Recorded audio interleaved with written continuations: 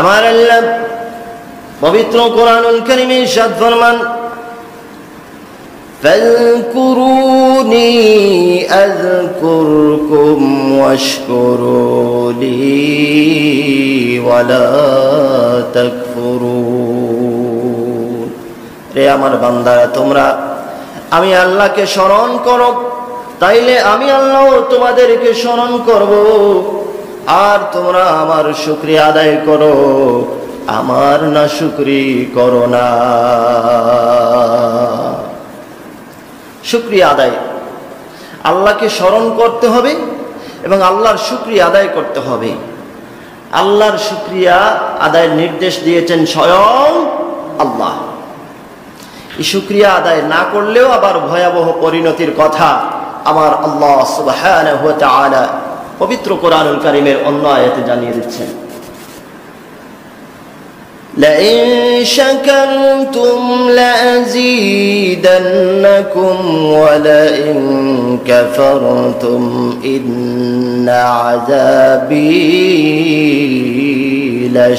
لشديد।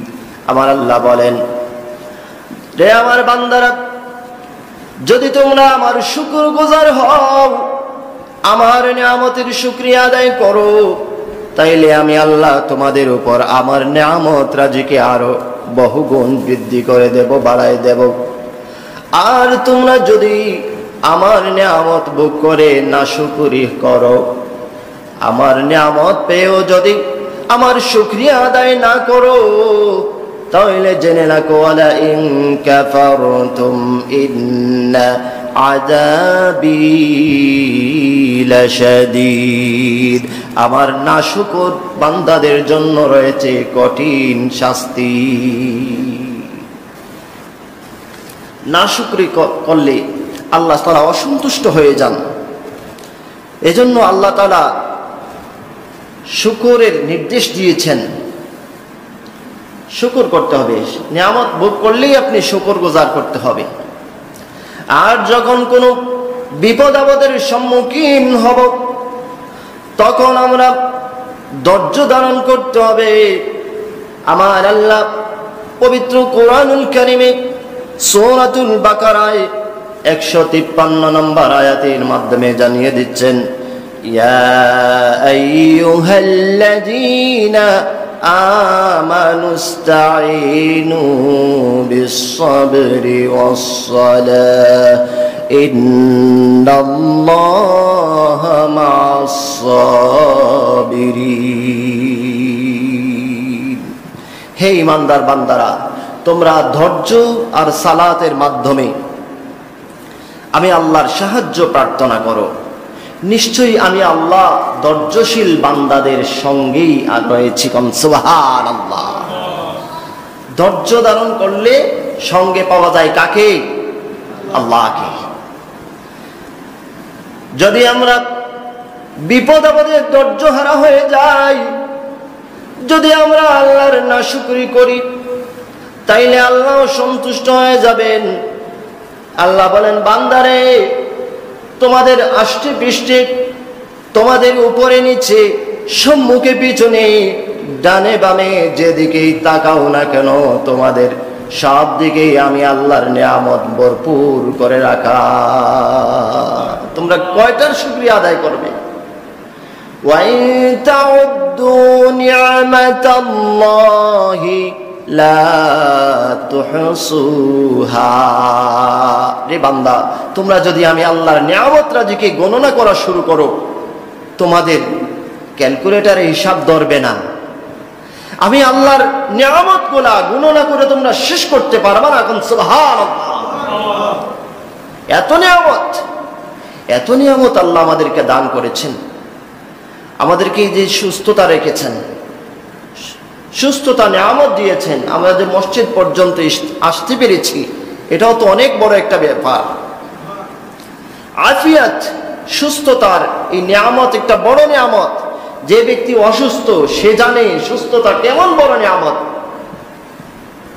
অসুস্থ হলে দেখবেন আপনার কথা বলতে ইচ্ছে করে না, খাবার খেতে ভালো লাগে না, উঠতে ভালো লাগে না, বসতে ভালো লাগে না, শুইতে ভালো লাগে না, কোনো কিছুতে মন বসে না, সব কিছুতে একটা বিরক্তি ভাব চলে আসে, কোনো কিছুই ভালো লাগে না। এই আফিয়াত রাসূলুল্লাহ সাল্লাল্লাহু আলাইহি ওয়াসাল্লাম ইরশাদ ফরমান, রে আমার সাহাবীরা, তোমরা বেশি বেশি করে আল্লাহর কাছে আফিয়ত প্রার্থনা করবে। আল্লাহুম্মা ইন্নী আসআলুকাল আফিয়া, এই দোয়াটা হাদিস শরীফের মাধ্যমে রাসূলুল্লাহ সাল্লাল্লাহু আলাইহি ওয়াসাল্লাম শিখিয়ে দিয়েছেন। সুস্থতা কত বড় নিয়ামত, এই নিয়ামত যেন আল্লাহর কাছে আমরা সব সময় চাই, কারণ অসুস্থ ব্যক্তি ছাড়া সুস্থতা নিয়ামতের সঠিক এই পর্যবেক্ষণ আর কেউ করতে পারে না। অসুস্থরাই বুঝতে পারে সুস্থতা কত বড় নিয়ামত। একজন অন্ধ জানে তার চোখ কত বড় নিয়ামত। চোখ আছে, মুখ আছে, কথা বলতে পারি, চোখ আছে, দেখতে পারি, কান আছে, শুনতে পারি, হৃদয় আছে, উপলব্ধি করতে পারি, সুস্থতা আছে, চলাফেরা করতে পারি, হ্যাঁ, সব কাজ করতে পারি। এত সব নিয়ামত আমার আল্লাহ দান করলেন। আমাদের সম্মুখে, পিছনে, ডানে বামে যেদিকে তাকাই সব দিকে আল্লাহর নিয়ামতের মধ্যে আমরা ডুবে আছি, নিয়ামতের সাগরের মধ্যে যেন আমরা ডুবে আছি। এত নিয়ামতে ডুবে কি আমরা আল্লাহর শুকরগুজার হব না? হাদিস শরীফের মধ্যে আছে রাসূলুল্লাহ সাল্লাল্লাহু আলাইহি ওয়াসাল্লাম রাতের শেষ ভাগে বিছানা ত্যাগ করতেন, আরামের বিছানা ত্যাগ করে নামাজের মধ্যে দাঁড়িয়ে যেতেন। দীর্ঘক্ষণ নামাজে কিরাত পড়তেন, কিয়াম করতেন, দীর্ঘক্ষণ রুকু করতেন, দীর্ঘক্ষণ সিজদা করতেন। এমনকি দেখা যেত কিয়াম করতে করতে রাসূলুল্লাহ পা মোবারক ফুলে যেত, রুকু সিজদা করতে করতে মুখাবয়ব লাল হয়ে যেত, টকবক করতো রক্তে। সাহাবীরা জিজ্ঞেস করতেন, ইয়া রাসূলুল্লাহ, নবী গো, আপনার তো পূর্বাপর কোনো গুনাহ নাই, আপনার জীবনে তো কোনো গুনাহ নাই, ইয়া রাসূলুল্লাহ, নবী গো, আপনি এত নামাজ কেন পড়েন? রাসূলুল্লাহর কি গুনাহ ছিল? আমি গতকালকে ইন্টারনেটে দেখলাম একজন আহলে হাদিস ভাই তার ইয়েতে লিখছে, ফেসবুকের একটা পেজে লিখছে, রাসূলুল্লাহ সাল্লাল্লাহু আলাইহি ওয়াসাল্লাম নাকি শিশু বয়সে মুশরিক পরিবারের সদস্য ছিলেন, মুশরিক ছিলেন। নাউযু বিল্লাহি মিন যালিক। রাসূলুল্লাহ কি মুশরিক ছিলেন? ইতিহাস কাটলে দেখা যায়, ইতিহাস পর্যালোচনা করলে দেখা যায় রাসূলুল্লাহ সাল্লাল্লাহু আলাইহি ওয়াসাল্লামের বাবা, দাদা তারা মুশরিক ছিলেন না, তারা হানিফ সম্প্রদায়ভুক্ত ছিলেন। সুবহানাল্লাহ, হানিফ সম্প্রদায়, তারা একত্ববাদী বিশ্বাসী, এক আল্লাহর উপর তারা বিশ্বাস করতেন। তারা মুশরিক, মূর্তি পূজা ছিলেন না, মূর্তি পূজারী ছিলেন না, অগ্নি পূজক ছিলেন না। রাসূলুল্লাহকে আল্লাহ রাব্বুল আলামিন পৃথিবীর সমস্ত পরিবার থেকে বাছাই করে শ্রেষ্ঠ পরিবারে, আল্লাহর পছন্দনীয় পরিবারে জন্মগ্রহণ করার সুযোগ দিয়েছেন। সুবহানাল্লাহ। রাসূলের জীবনে কোনো গুনাহ নাই। সাহাবীরা ঘোষণা করেন, ইয়া রাসূলুল্লাহ, নবী গো, আপনার জীবনে তো কোনো গুনাহ নাই, গুনার দ্বারে কাছেও জীবনে আপনি কোনোদিন যান নাই। ইয়া রাসূলুল্লাহ, নবী গো, আপনি এত এত নামাজ পড়েন কেন? এত এত কষ্ট করেন কেন? রাসূলুল্লাহ সাল্লাল্লাহু আলাইহি ওয়াসাল্লাম বলেন, আমার সাহাবীরা রে, আমার আল্লাহ আমাকে এত নিয়ামত দান করেছেন, আমি কি আল্লাহর নিয়ামতের শুকরগুজার বান্দা হব না? আল্লাহর নিয়ামতের শুকরিয়া আদায় করার কত গুরুত্ব। রাসূলুল্লাহ যদি এরকম আমল করেন, তাহলে আমাদের কেমন আমল করা উচিত? রাসূলুল্লাহ সাল্লাল্লাহু আলাইহি ওয়াসাল্লাম বলেন, হে আমার সাহাবীরা, তোমাদের আল্লাহর নিয়ামত যখন আসবে তোমরা শুকরগুজারি হইবা, আর যদি তোমাদের উপর বিপদ আপদ আসে, মুসিবত আসে, তখন তোমরা ধৈর্য ধারণ করবা। এবং ছোট বিপদ হোক আর বড় বিপদ হোক, বড় বিপদ মনে করে আপনার সন্তান মারা গেছে, আপনার মা মারা গেছেন, বাবা মারা গেছেন, আপনার নিকট আপনার ভাই, আপনার বোন মারা গেছেন, আপনার আপনজন মারা গেছেন, এটা বড় বিপদ। আবার ছোট বিপদ মনে করেন আপনি মসজিদ থেকে বের হয়েছেন, দেখলেন জুতাটা নিয়ে গেছে চুরি, এরকম অনেক বিচ্ছিন্ন ঘটনা বাংলাদেশের মাঝে মাঝে শোনা যায় না, যে মসজিদ থেকে বের হয়েছে দেখা যায় জুতা চুরি নিয়ে যায়, এরকম ঘটনা মাঝে মাঝে ঘটে না ঘটে। এটাও একটা বিপদ। রাসূলুল্লাহ সাল্লাল্লাহু আলাইহি সাল্লাম বলেন, তোমার জুতার ফিতা যদি হঠাৎ করে ছিঁড়ে যায় এটাও একটা বিপদ। এই বিপদটা আসলে তুমি অধৈর্য হইবা না, বরং বলবা ইন্না লিল্লাহ। বড় বিপদ হোক আর ছোট বিপদ হোক, এই বিপদ আসলে কি বলতে হবে? ইন্না লিল্লাহি ওয়া ইন্না ইলাইহি রাজিউন। আমরা অনেকে মনে করি শুধু মানুষ মরলেই বোধহয় এইটা পড়তে হয়। হ্যাঁ, ছোটখাটো বিপদ আপদে এই দোয়া না, কারণ এইটা সব সময় এটা পড়তে হবে। এই দোয়াটা ছোট বিপদ হোক আর বড় বিপদ, যে কোনো বিপদে পড়লে আপনি পড়বেন ইন্না লিল্লাহি ওয়া ইন্না ইলাইহি রাজিউন। আমার আল্লাহ পবিত্র কোরআনুল কারীমে ইরশাদ ফরমান, وَلَنَبْلُوَنَّكُمْ بِشَيْءٍ مِّنَ الْخَوْفِ وَالْجُوعِ وَنَقْصٍ مِّنَ الْأَمْوَالِ وَالْأَنفُسِ وَالثَّمَرَاتِ। আমি আমার বান্দাকে কখনো ভয়ের দ্বারা, কখনো ক্ষুধার দ্বারা, কখনো বিপদ আপদের দ্বারা, কখনো জানমালের ক্ষতির দ্বারা তাকে আমি পরীক্ষা করব।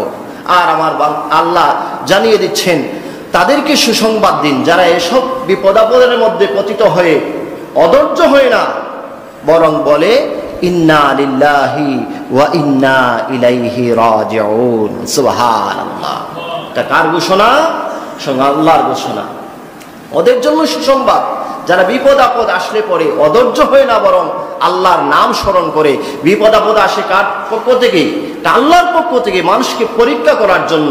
আবার মানুষকে পুরস্কৃত করা হয়, নিয়ামত দান করা হয়। আপনি চাকরি পেয়েছেন, আপনার ব্যবসায় আপনি লাভবান হয়ে গেছেন, আপনার বিদেশের টিকিট ওকে হয়ে গেছে, আপনার বেতন বৃদ্ধি পেয়েছে, ইনক্রিমেন্ট হয়েছে, আপনি বিভিন্ন লাভ করেছেন। এগুলা আল্লাহর পক্ষ থেকে আল্লাহ টেস্ট করতে চান, পরীক্ষা নিতে চান। আমার বান্দা কি এইসব নিয়ামত পেয়ে আমাকে ভুলে গেল, নাকি আমার শুকরিয়া আদায় করে? সুবহানাল্লাহ। হাদিস শরীফের মধ্যে আছে, রাসূলুল্লাহ সাল্লাল্লাহু আলাইহি ওয়াসাল্লামকে আমার আল্লাহ ওহীর মাধ্যমে জানিয়ে দিলেন, ইয়া রাসূলুল্লাহ, নবী গো, আপনার এত কষ্ট আপনি করেন, আপনার ঘরে খাবার থাকে না। হাদিস শরীফের মধ্যে আছে, রাসূলুল্লাহ চুলায় দেখা যায় একাধারে 1 দিন 2 দিন 3 দিন 4 দিন কখনো 7 দিন পর্যন্ত চুলায় আগুন জ্বলতো না। সুবহানাল্লাহ, আল্লাহু আকবার। না খেয়ে থাকতেন দিনের পর দিন, খাবার জুটতো না পেটে। আর আমরা কিরকম আছি? কত সুখে আছি, অথচ আল্লাহর নাম নিতে মন চায় না। রাসূলুল্লাহ এত কষ্ট করেছেন, কিন্তু মুহূর্তের জন্য, খানিক সময়ের জন্য হলেও আল্লাহকে তিনি ভুলে যান নাই। আল্লাহ বলেন, ওগো হাবিব, আপনি যদি চান উহুদ পাহাড়টাকে সোনায় পরিণত করে আপনি রাসূলকে আমি আল্লাহ উপহার দিয়ে দেব। রাসূলুল্লাহ সাল্লাল্লাহু আলাইহি ওয়াসাল্লাম বলেন, ইয়া রাব্বি, হে আমার প্রতিপালক, ওগো আমার আল্লাহ, আমি এত ধন সম্পদ চাই না, সুখ শান্তি ঐশ্বর্য চাই না, বরং আমি চাই একদিন উপবাস থাকবো আর একদিন খাবার খাবো। আমি একদিন উপবাস থেকে, ওগো আমার আল্লাহ, আমি আপনার সুখ, আপনার সবরকারী বান্দাদের অন্তর্ভুক্ত হতে চাই। আরেকদিন খাবারকে আমি আপনার শুকরগুজার বান্দাদের অন্তর্ভুক্ত হতে চাই। আমরা শুধু শুকরিয়া আদায় করার জন্য আল্লাহর কাছে সব সময় চাই যে আল্লাহ এটা দেন সেটা দেন। হ্যাঁ, সব সময় খালি দেন আর দেন, চাইবেন, এটা ভালো। রাসূলুল্লাহ সাল্লাল্লাহু আলাইহি ওয়াসাল্লাম বলছেন, ইরশাদ ফরমান যে আমার উম্মতরা তোমরা বেশি বেশি করে আল্লাহর কাছে চাও। তো চাওয়ার ক্ষেত্রে আবার লিমিট আছে। চাওয়ার ক্ষেত্রে এমন ভাবে চাইবেন না যেটা আল্লাহ অপছন্দ করেন। যে চাওয়ার ক্ষেত্রে আমি তাড়াহুড়ো করবেন না যে আল্লাহ আমাকে কালকের ভিতরে 10 কোটি টাকার মালিক বানাইয়া দেন, এরকম অবান্তর কথা আপনি বলবেন না, অযৌক্তিক কথা বলবেন না। যৌক্তিকভাবে আল্লাহর কাছে চাইবেন, এমনভাবে চাইবেন না। চাওয়ার ক্ষেত্রে একটা লিমিট আছে, চাওয়ার ক্ষেত্রে একটা যৌক্তিক বিষয় আছে। আপনি কোনো কাজ করেন না, কর্ম করেন না, আপনি চেয়ে বসলেন আল্লাহ আমাকে 20 লাখ টাকার 10 লাখ টাকার মালিক বানায়া দেন। তা আপনি ওসিলা কি করেছেন? 20 লাখ টাকা বানানোর কাজে লেগে যান, তারপরে আল্লাহকে বলেন আল্লাহ 20 লাখ টাকার কাজে লেগে গেছি, 20 লাখ টাকা দেন, আল্লাহ দিয়ে দেবেন। সুবহানাল্লাহ। আপনি কাজ করতে হবে। তা আপনি কাজ করলেন না, এমনিতে আপনি শুধু চাইলেন হবে না, আপনি ওসিলা তালাশ করতে হবে। ওয়াবতাগু ইলাইহি ওয়াসিলা, আমার আল্লাহ বলেন তোমরা ওসিলা তালাশ করো। এই আয়াতের ব্যাখ্যা অনেকভাবে নিয়ে যাওয়া যায়। হাদিস শরীফের মধ্যে আছে এক বিশিষ্ট একজন তাবী হযরত ইমরান বিন হাতান রাদিয়াল্লাহু তাআলা আনহু, উনি একজন কালো মানুষ ছিলেন, গরিব মানুষ ছিলেন, কালো মানুষ, দেখতে কুৎসিত বিশ্রী চেহারার লোক, তার উপরে আবার বেটে, একটু খাটো। কিন্তু ওনার স্ত্রী ছিলেন একজন রূপসী সুন্দরী মহিলা, ভালো আমলগার একজন মহিলা। হযরত ইমরান বিন হাতান রাদিয়াল্লাহু তাআলা আনহু একদিন বাইরে থেকে ঘরের মধ্যে এসে দেখেন ওনার স্ত্রী সুন্দর একটা পোশাক পরেছে, সুন্দর করে সাজগোজ করেছে। ইমরান বিন হাতান রাদিয়াল্লাহু তাআলা আনহু ওনার স্ত্রীর দিকে চায়া উনি মুস্কি মুস্কি হাসতেছেন। তখন ওনার স্ত্রী ডাক দিয়ে বলেন, রে ইমরান বিন হাতান, তুমি আমি দুইজনেই জান্নাতি, তুমিও জান্নাতি আমিও জান্নাতি। আল্লাহু আকবার। ইমরান বিন হাতান বললেন, বুঝতে পারলাম না কি ঘটনা ঘটলো এবং দুইজনেই জান্নাতে চলে যাব। ইমরান বিন হাতানের স্ত্রী বলতেছেন, রে ইমরান বিন হাতান, আমার মতো একজন রূপসী রূপবতী সুন্দরী স্ত্রী পেয়ে তুমি খুশি হয়েছো, মনে মনে আল্লাহর শুকর গুজার করেছো, এটা আল্লাহ পছন্দ করেন। কারণ আল্লাহ তার শুকর গুজারি বান্দারের জন্য জান্নাতের ওয়াদা করেছে, তোমার জন্য জান্নাত, এটা কোরআনের কথা। আর আমি তোমার মতো একজন কুৎসিত, একজন গরিব, একজন বেটে, একজন খাটো লোককে স্বামী হিসেবে পেয়ে আমি ধৈর্য ধারণ করেছি। আল্লাহ আমার জন্য যেটা রেখেছেন এটা আমি হাসি মুখে বরণ করেছি, গ্রহণ করেছি। আমি ধৈর্য ধারণ করার কারণে আমার জন্য আল্লাহ জান্নাতের ওয়াদা করেছে। আমাদের সমাজে দেখা যায় স্ত্রী অনেক সময় বিভিন্ন বেকায়দা স্ত্রী আছে, বেয়াদব স্ত্রী আছে, দেখবেন স্বামীকে কথায় কথায় তুচ্ছ তাচ্ছিল্য করে, হ্যাঁ তোমাকে বিয়ে করে আমার ভুল হয়েছে, এরকম কথা মাঝে মধ্যে এরকম শোনা যায় কি যায় না? বিভিন্ন জায়গায় এরকম বিচ্ছিন্ন ঘটনা ঘটতে দেখা যায় যে স্ত্রী তার স্বামীকে বারবার খোঁটা দিছে। অনেক স্ত্রী তো এরকমও আমি দেখেছি, শুনেছি, যে বলে স্বামীকে বলে তোমার চাইতে তোমার ছোট ভাই ভালো, এইরকমও বলে। নাউযুবিল্লাহি মিন যালিক।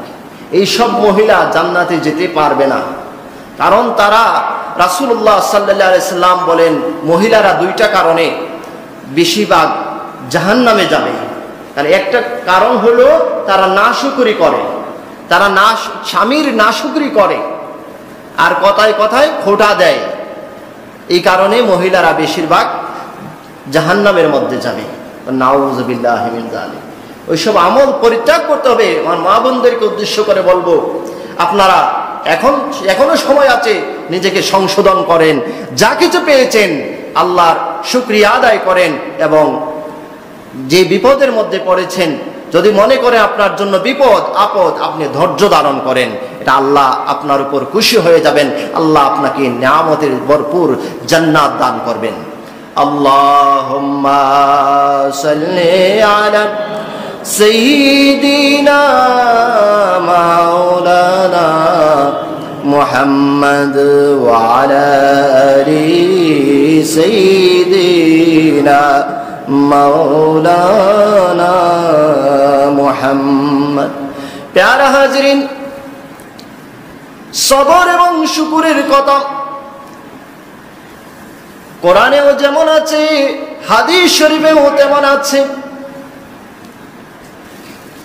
রাসূলুল্লাহ সাল্লাল্লাহু আলাইহি ওয়াসাল্লাম তার একজন প্রিয় সাহাবী হযরত মুআজ ইবনে জাবাল রাদিয়াল্লাহু তাআলা আনহুকে কতখানি ভালোবাসতেন, এটা হাদিস যারা পড়েন তারা সকলেই অবগত আছেন। মুআজকে রাসূলুল্লাহ এত পছন্দ করতেন, এত ভালোবাসতেন। তারপরে একদিন মুআজকে ডেকে বললেন, রে মুআজ, এদিকে আসো, আসো, এখানে বসো। রে মুআজ, আল্লাহর কসম করে বলি আমি তোমাকে ভালোবাসি। রে মুআজ, আল্লাহর কসম করে বলি আমি তোমাকে ভালোবাসি। আল্লাহর কসম করে বলছি আমি তোমাকে ভালোবাসি। 3 বার বললেন। মুআজ তো নিজেই জানেন এখানে কসম করার কি আছে, মানে বিষয়টার গুরুত্ব কতখানি। মুআজ ইবনে জাবাল রাদিয়াল্লাহু তাআলা আনহু বলেন, ইয়া রাসূলুল্লাহ, নবী গো, আমার মা বাবা আপনার জন্য কুরবান হোক, আপনি কি বলতে চান? রাসূলুল্লাহ সাল্লাল্লাহু আলাইহি ওয়াসাল্লাম বলেন, রে মুআজ ইবনে জাবাল, তুমি যখন নামাজ সমাপ্ত করবা, নামাজ সমাপ্ত করার পরে বলবা, আল্লাহুম্মা আইন্নি আলা যিকরিকা ওয়া শুকরিকা ওয়া হুসনি ইবাদাতিক। সুবহানাল্লাহ।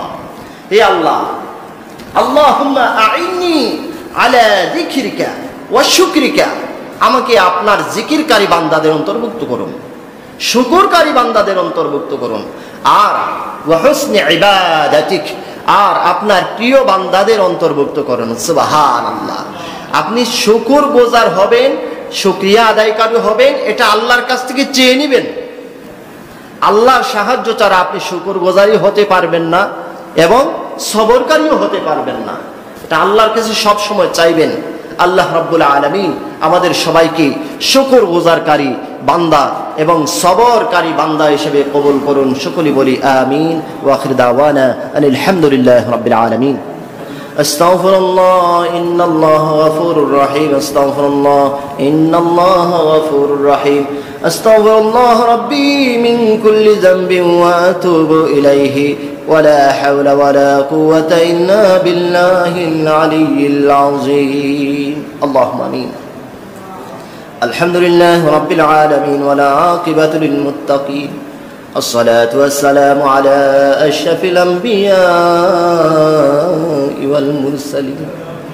ربنا ظلمنا أنفسنا وإن لم تغفر لنا وترحمنا لنكونن من الخاسرين. পরওয়ারদিগারে আলম, যেটুকু আলোচনা করলাম আর শুনলাম কবুল করে নাও। খাতা ও শ্রী মাফ করে সহি টুকুর সওয়াব আমাদের সকলের পক্ষ থেকে লাখো কোটি দুরুদ আর সালাম সহ রাহমাতুল লিল আলামিন নবীজির রওজায় আতরে পৌঁছায়া দাও রব্বুল আলামিন। আমরা যারা হাত বাড়াইলাম, আমাদের প্রত্যেকের জীবনে তামাম গুনাহ খাতা মাফ করে দাও। আমাদের প্রত্যেকের মা বাবারে মাফ করে দাও রব্বুল আলামিন। যাদের মা বাবা এই দুনিয়া ছেড়ে চিরবিদায় নিয়ে কবরবাসী হয়ে গেছেন, আল্লাহ তাদের কবরগুলা জান্নাতের একটা বাগিচা বানায় দাও। রব্বির রহমহুমা কামা রব্বায়ানি সগীরা। পরওয়ারদিগারে আলম, আমাদের প্রত্যেকের দিলের নেক হাজত পূরণ করো, আমাদের মুশকিলাতকে আসান করো, শান্তিতে তোমার গোলামি আমাদের ভাগ্যে নসিব করো। আয় আল্লাহ, তোমার অনেক বান্দারা দোয়া চেয়েছেন, বিশেষ করে লন্ডন থেকে তোমার এক বান্দা আল্লাহ দোয়া চেয়েছেন, তোমার বান্দার হালতের উপর রহম আর করম ফরমাও রব্বুল আলামিন। তোমার আরেক বান্দা জনাব মঈনুল ইসলাম সাহেব, আল্লাহ ওনার বড় ভাইয়ের জন্য দোয়া চেয়েছেন, আল্লাহ ওনার বড় ভাই জীবনের গুনাহ খাতা মাফ করে দাও রব্বুল আলামিন। ওনার ভাই বন্ধু মা বাবা খানদানের মধ্যে গানের মাফ করে দাও। যারা জীবিত আছেন নেক হায়াতের মধ্যে খৈর বরকত দান করো। যারা অসুস্থ আছেন আল্লাহ শিফা আজিলা কামিলা নসিব করো। আয় আল্লাহ আমাদের প্রত্যেকের দিলের নেক আর জিরে কবুল করে নাও। আয় আল্লাহ আমাদের যাদের সন্তান সন্ততি দান করেছো, আয় আল্লাহ এদেরকে সালেহ হিসাবে কবুল করে নাও, নেক আওলাদ হিসাবে কবুল করে নাও। আয় আল্লাহ এদের লেখাপড়া বিদ্যা বুদ্ধির মধ্যে খয়ের বরকত দান করো। রব্বুল আলামিন, যেইভাবে তোমার গোলামি করলে তুমি আল্লাহ খুশি থাকো, সেইভাবে তোমার গোলামি আমাদের ভাগ্যে নসিব করো। আয় আল্লাহ মক্কা মদিনার মেহমান না বানায়া আমাদের কাউরের কবরের যাত্রী বানায়ো না। রব্বুল আলামিন আমাদের ইমানে, আমলে, হায়াতে, রিজিকে, ইজ্জতে, সুস্থতার মধ্যে খয়ের বরকত দান করো। ربنا آتنا في الدنيا حسنة وفي الآخرة حسنة وقنا عذاب النار. فضل سبحان ربك رب العزة عما يصفون وسلام على المرسلين والحمد لله رب العالمين.